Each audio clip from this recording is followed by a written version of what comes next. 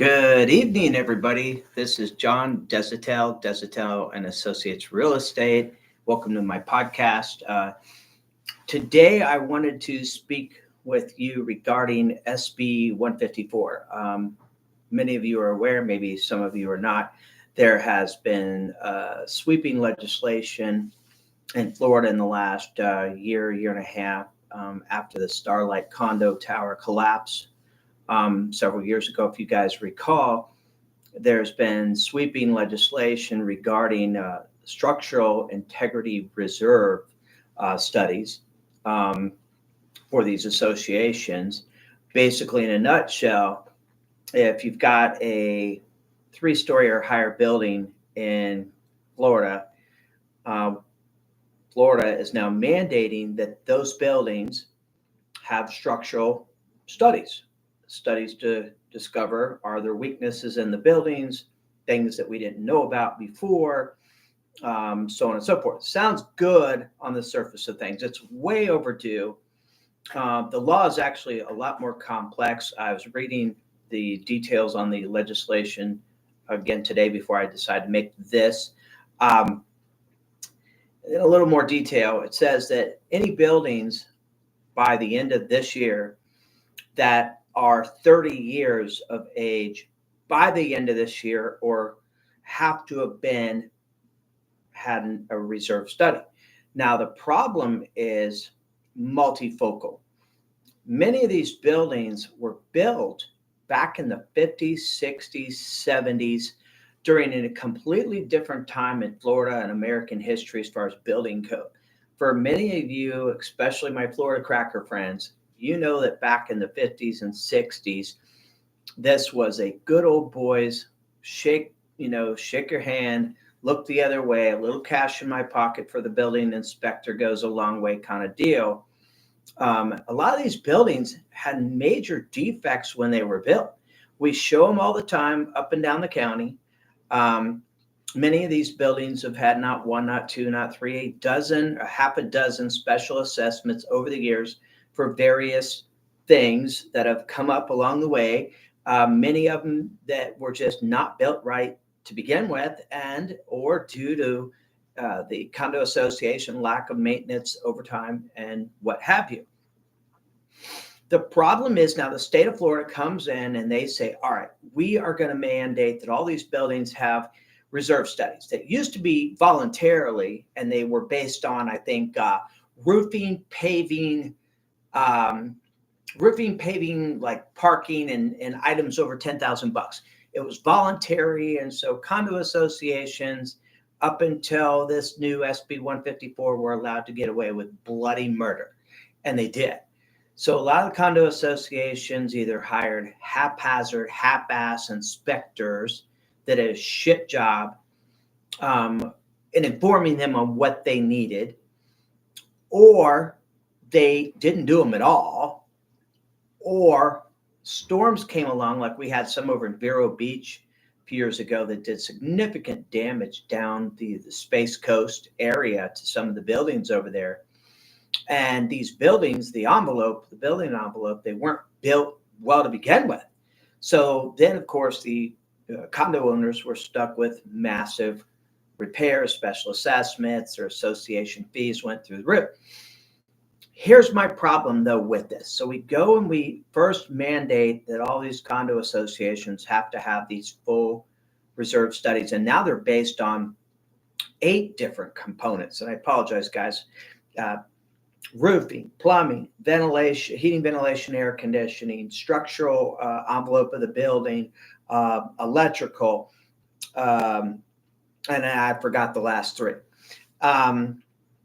Sounds great. And I'm all for it. And I think we needed this a long time ago to assure public safety. But the implementation of this is terrible. So now the associations, which already didn't have enough money to begin with, now these associations have to hire the structural engineer or an architect or somebody that has a specific designation to do these studies, to come in. They charge them obviously a significant amount of money, and then the association first has to pay for those. They might have to pay for more studies depending on what the first round of studies show. But point number two, their attorneys then have to review the findings of the engineering studies. That costs money as well.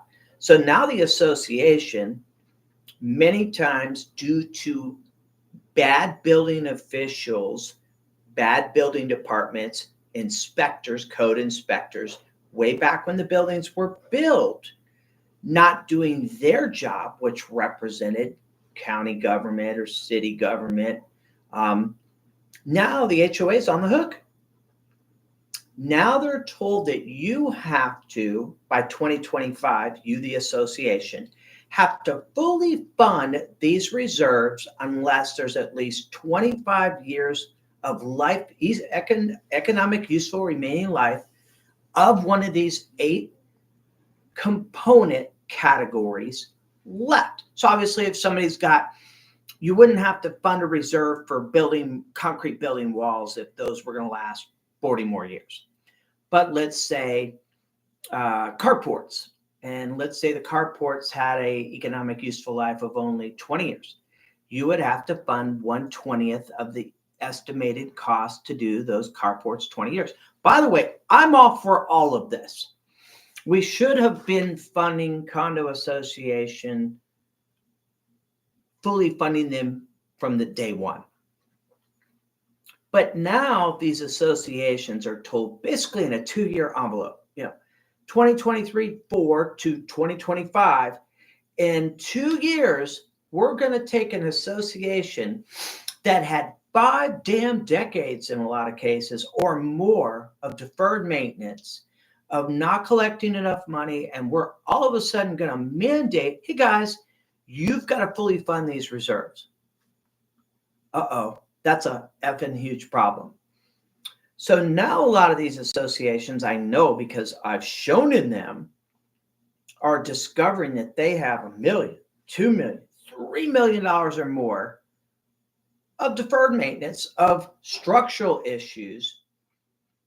Now, let's say you have a small association. Let's say you've got 50 unit owners, but you've got a $3 million nut. That's an enormous cost. Well,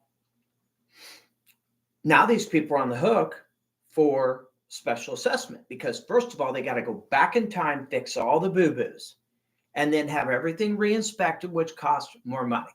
So all the condo owners have got to come out of their pocket with a big check to pay the special assessment. Problem is, a lot of the condo owners won't have the money, which means they'd have to go and take out mortgages on their properties if they can to get the money to pay the special assessment, or they would be forced to sell.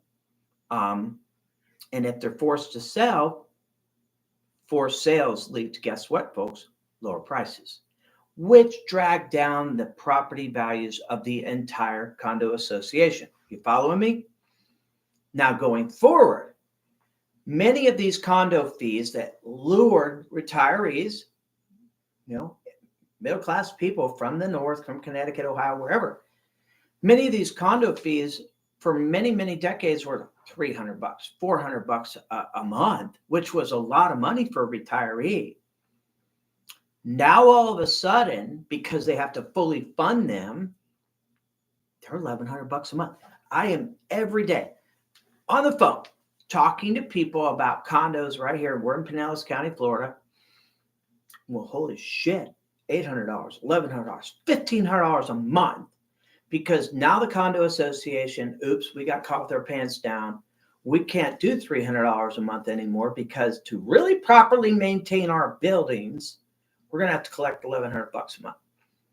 But a retiree that spent their entire life working, put every dime they had from their pension, whatever the heck, sale of their property in Connecticut, they worked as a firefighter, school teacher, whatever, they don't have the money. So now, due to not just the special assessments, but the monthly condo fees, those people have to sell too. Or they have to rent the dang thing. But a lot of the people are just selling. Guess what that does? That lowers the property values yet again. Now, part three. We already have an absolute cluster biblical problem right now in Florida with insurance. It's a different podcast. But what I will say regarding the insurance is these condo buildings, especially when they're in flood zones or other storm prone areas, these condo associations, some of them that I've seen, their budget is as much as 50% of the budget for insurance and insurance related items. Now, the insurance has doubled or tripled in the last 5 or 6 years. So, guess what that does to the condo fees? And guess what that does to the condo owners? So then the condo owners are forced to sell, which further reduces the value of the buildings. And so what's happening and what I'm concerned about is a snowball effect where we load everybody up with this perfect shit storm, force these people to sell, and we're already seeing tons and tons and tons of these condos hitting the market. But when these condo values go down, tax base goes down. Tax base goes down, municipalities have less money for improvement, this and that. The associations a lot of times wind up with derelict units, units that just can't sell, units that go into foreclosure, units that don't have any condo fees being paid at all because the owners simply don't have the money.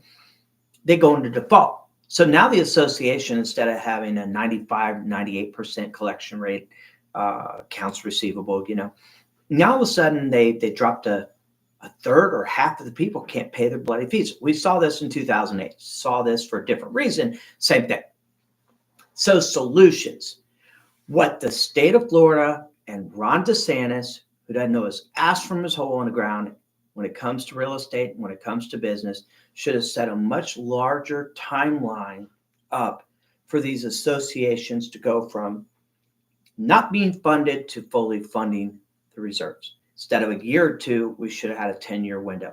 But the state of Florida and local building departments in particular should be absorbing some of the costs, whether it's municipal bonds are issued to make low interest loans to these associations or 0% loans that are deferred.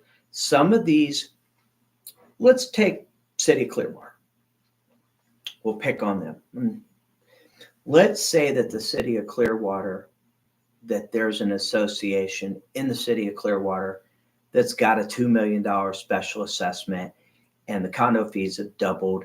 And this association's like, we need 10 years to get this straightened up. We can't do this in 2 years.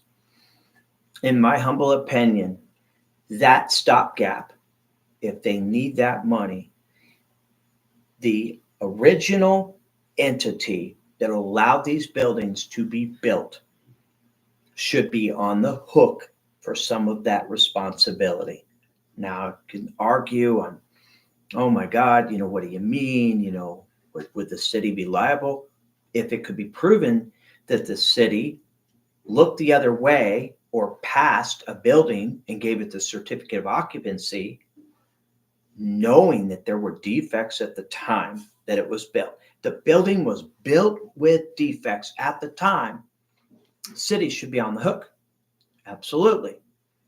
If these were a result of a bad HOA that was poorly managed, at some point in time, we all need to say, okay, HOA should be liable. It's their responsibility, but we have to give them more time to boot up and to get on board with this. There needs to be a separate, streamlined, low interest rate, maybe it's subsidized source of funding for a lot of these owners that find themselves with unexpected large special assessments or whatnot that they can't pay. That's absolutely critical. And there has to be statewide community involvement to figure out how we can get the condos, especially along the barrier islands, more storm-prone areas, these down on their insurance. Another podcast, but we've got a lot of different private insurance insurance companies coming online now in the state of Florida. I think I read last week there's like 6 of them. The solvency of these guys remains to be seen and is questionable at best. Do we devise another citizens type plan where we have associations that can buy into a pool to obtain insurance for very specific condo associations that are facing these structural integrity, reserve studies? Possibly. And maybe that's a solution, is there'd be a pool. Maybe we have to increase the sales tax pass through on tourist areas through the hotels. Not sure. I'm not a politician, but I do know this. You watching this video, for the few of you that do, all of us are going to be affected by this tremendously. All of us that own condos, and we own a rental condo here in St. Petersburg, Florida, actually. All of us are going to see our property values affected by this legislation. And so if you have any tips, if you have any suggestions, your own input, I'm learning like everybody else about this. Not an expert on this myself, guys, because this is fairly new. We're just now starting to see the implications of this. And in my day-to-day work as a real estate broker, it's real. It's going to hit us hard. And I don't feel that leadership in Tallahassee has a fucking clue what they've created with this. But I'd love to do a live stream with some of you. If you want to send me a message on Facebook or through YouTube, or text me on my cell, set up a time, we can bounce some ideas off of each other. But I think people on the front lines, real estate professionals, need to lobby our legislature that this is not good the way it's set up, that we need to rethink the implementation of this. We're going to wind up having a financial disaster on our hands. I appreciate everybody that's watched this. I hope you guys enjoy. It's Friday, May 3rd. Hope you guys have a wonderful weekend. We're going to keep making these, and bless you. Bless everybody else. Bye.